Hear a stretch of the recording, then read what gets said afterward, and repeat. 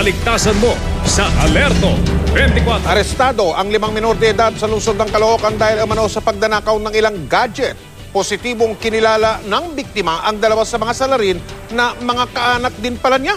Si Athena Imperial, naka-Alerto 24. Huli kagabi ang 5 minor de edad sa barangay 157 East, Bagong Baryo, Caloocan, matapos umanong magnakaw sa isang bahay sa Batangas noong January 24. Ayon sa biktimang si Evelyn Garcia, dalawa raw sa mga batang suspect ay kanyang kamag-anak, kaya alam na mga ito ang pasikot-sikot sa kanilang bahay. Tinanggalan lang ng 4 na blade yun. Tapos yun, nakita na yung mga gamit nagkalat. Nakumpirma raw ni Evelyn sa isang jeepney driver sa kanilang lugar na nagsakay ito ng 5 batang patungong Maynila. Agad nagpatulong ang biktima sa kaanak itong tanod sa Caloocan. 2 laptops, 1 iPad.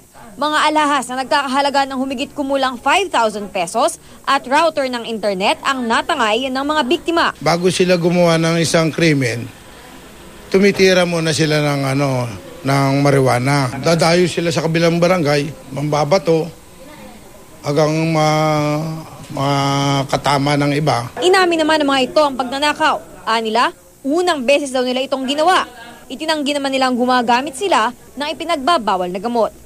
Dadalhin ng otoridad ang mga suspect sa DSWD Caloocan. Athena Imperial, naka-Alerto 24.